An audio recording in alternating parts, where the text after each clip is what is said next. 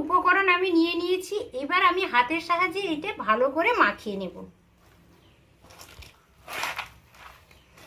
অসাধারণ লাগে খেতে বন্ধুরা, আমি বলছি বলে নয়, এটা একবার হলেও আপনারা করে দেখবেন, তাহলে বুঝতেই পারবেন।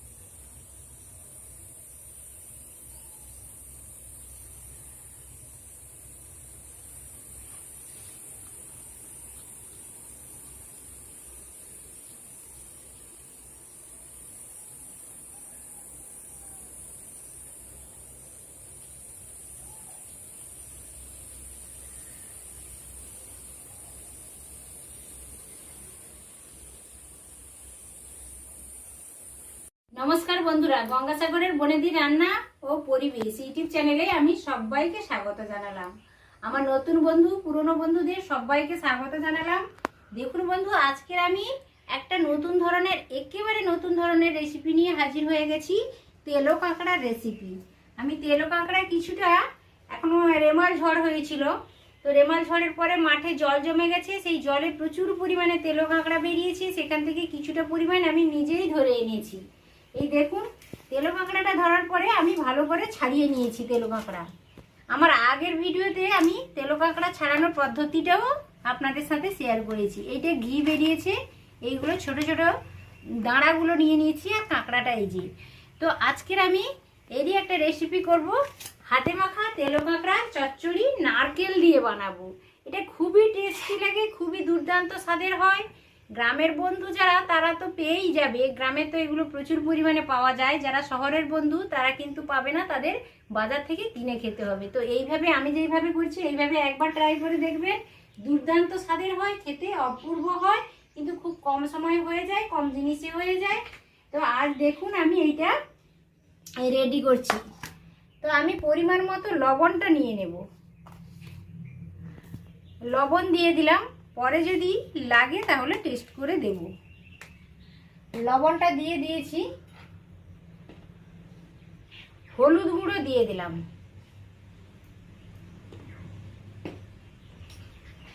এই দেখুন আমি ঝালটা আধা চামচের একটু বেশি নিয়েছি। কাঁকড়াতে একটু ঝাল ঝাল হলে খেতে খুবই ভালো লাগে, এই জন্য ঝালটা আপনাদের নিজেদের পছন্দে বাড়িয়েও নিতে পারেন, কমিয়েও নিতে পারেন। আর কালারের জন্য আমি অল্প নিলাম কাশ্মীরি রেড চিলি পাউডার, আধা চামচ নিলাম আমি ধনে গুঁড়ো,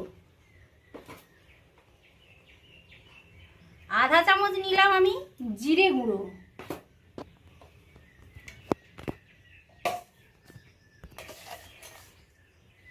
অল্প আমি নিলাম চিনি নিলাম। এটা একটু মিষ্টি মিষ্টি টেস্ট হলে বেশ ভালো লাগে খেতে। আর আমি নিয়ে নিলাম রসুন বাটা, নিয়ে নিলাম কিছুটা পরিমাণ,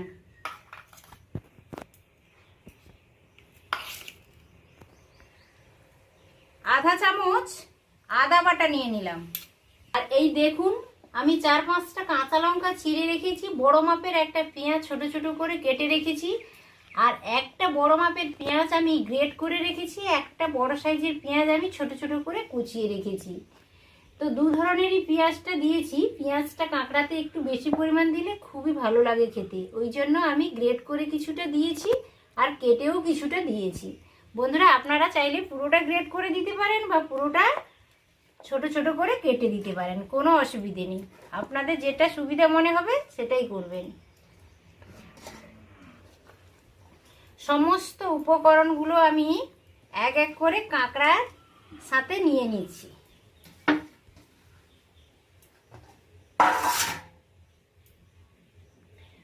তারপর আমি কিছুটা পরিমাণ সরষের তেল দিয়ে দেব। তেলটা আপনাদের নিজেদের মতো যতটা আপনারা চাইবেন সেই অনুসারে নেবেন। সব কিছু দেওয়া হয়ে গেছে।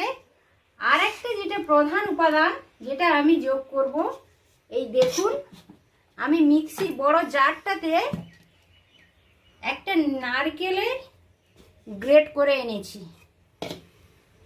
এইটা দিলে এই নারকেলের কাঁকড়ার তরকারিটা মানে অদ্ভুত টেস্টি হয়। বন্ধুরা একবার হলেও করে খেয়ে আমাকে কমেন্ট করে জানাবেন কেমন হয়েছে। গ্রেট করা নারকেলটা এবার আমি দিয়ে দিলাম।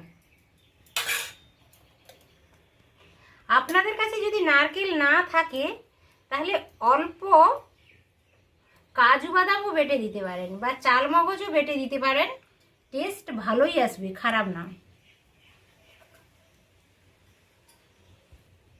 তো উপকরণ আমি নিয়ে নিয়েছি, এবার আমি হাতের সাহায্যে এটা ভালো করে মাখিয়ে নেব। অসাধারণ লাগে খেতে বন্ধুরা, আমি বলছি বলে নয়, এটা একবার হলেও আপনারা করে দেখবেন, তাহলে বুঝতেই পারবেন।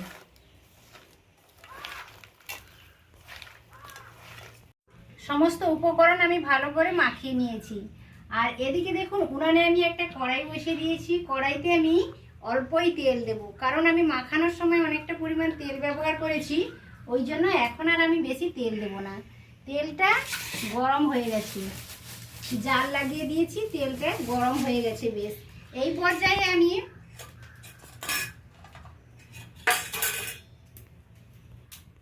হাতে 4টা ছোট এলাচ নিয়েছি মুখ ফাটিয়ে, আর ছোট একটা দারুচিনি স্টিক নিয়েছি। তো তেলটা গরম হয়ে গেছে, আমি ফোড়নের জন্য এই কটা জিনিস আমি দিয়ে দিলাম। হালকা করে একটু নেড়ে নিচ্ছি। ফোড়নটা হয়ে গেছে, ফোড়ন থেকে একটা দারুণ সুন্দর স্মেল আসছে। এই পর্যায়ে আমি এই মাখানো কাঁকড়াগুলোকে অ্যাড করে দেব।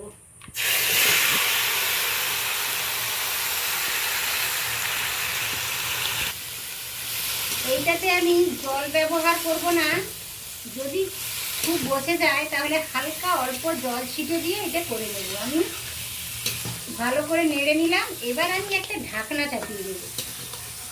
চাপা দিয়ে দিয়ে হালকা আঁচে এই তরকারিটা করতে হয়। আমি একটা ঢাকনা চাপিয়ে দিলাম, ঢাকনাটা খুলে নিলাম। এই দেখুন মিক্সির জারটা ধুয়ে আমি অল্প জলও অ্যাড করে দিলাম। তো পেঁয়াজের রস রয়েছে, টমেটোর একটা রসও রয়েছে, জল রয়েছে কিছুটা পরিমাণ, অনেকটা পরিমাণ আমি পেঁয়াজ দিয়েছি, আর নারকেলটা গ্রেট করে দিয়েছি। আর বেশি জল দেওয়ার প্রয়োজন নেই, আপনাদের বুঝে সুঝে এই কাজটা করতে হবে। যদি দরকার হয় আপনারা জল দেবেন, না হলে জল দেওয়ার প্রয়োজন নেই। খুব হালকা আছে, যারা গ্যাসে করবেন তারা লো ফ্লেমে করবেন, আর যারা উনানে করবেন চাপা দিয়ে একেবারে হালকা আঁচে করবেন। এটা সহজে 10 মিনিটের মধ্যে একেবারে খাওয়ার মতো রেডি হয়ে যাবে। এই দেখুন ঢাকনাটা আমি খুলে নিলাম। হালকা আঁচে এত সময় আমি ঢাকনা দিয়ে কুক করলাম, হালকা করে একবার নেড়ে নিচ্ছি। এই দেখুন বেশ অনেকটাই তরকারিটা হয়ে এসছে, আর অল্প কিছু সময়ের মধ্যে হয়ে যাবে। এই দেখুন আমি ঢাকনাটা খুলে নিলাম। দেখুন বেশ দারুণ লাগছে, তেলও ছেড়ে দিয়েছে, নারকেল আছে, তা একটা দারুণ মালাই মালাই গন্ধ আসছে। বন্ধুরা এইভাবে অবশ্য ট্রাই করে দেখবেন। আমি মাঝখানে দুবার খুলে ঢাকনা খুলে নেড়েও নিয়েছিলাম। লবণটা অল্প অভাব পড়েছিল, লবণটাও আমি যোগ করেছি। এইভাবে যদি তেল কাঁকড়ার চচ্চড়ি করা যায় হাতে মাখিয়ে, অবশ্যই একটা নারকেল দিয়ে, তাহলে খেতে অপূর্ব টেস্ট লাগে। একবার করে খাবেন আর কমেন্ট করে আমাকে জানাবেন যে কেমন হয়েছে। তরকারিটা ভালোভাবে আমি নেড়ে নিলাম, প্রায় হয়ে গেছে। এবার আমি নামিয়ে নেব। বন্ধুরা আমি তো নতুন নতুন অনেক আপডেট দিচ্ছি, আপনাদের যদি কোনো ধরনের রান্না খেতে ইচ্ছে হয় তাহলে আমাকে কমেন্ট করে জানাবেন যে কী ধরনের, তাহলে আমি নিশ্চয়ই চেষ্টা করব আপনাদের নতুন রান্না করে দেখানো। তরকারিটা আমি নামিয়ে নিচ্ছি। এই দেখুন কাঁকড়ার হাতে মাখা কাঁকড়ার তেলো কাঁকড়ার চচ্চড়িটা আমার একেবারে কমপ্লিট হয়ে গেছে। নামিয়ে নিয়েছি একটা পাত্রের মধ্যে। বেশ দারুণ একটা মালাই মালাই গন্ধ আসছে। বন্ধুরা এইভাবে একবার হলেও ট্রাই করে দেখবেন। আশা করি ভিডিওটা সকলেরই ভালো লেগেছে। আর ভিডিওটা যদি ভালো লেগে থাকে আমার চ্যানেলকে অবশ্যই সাবস্ক্রাইব করবেন, পরিচিতদের মধ্যে শেয়ার করবেন, আর ভিডিওটিতে একটা লাইক দেবেন। তাহলে দেখা হচ্ছে পরের ভিডিওতে, পরের কোনো রেসিপির সাথে। আপনারা সুস্থ থাকুন, ভালো থাকুন, ভালো খান। আজকের মতো টাটা, নমস্কার।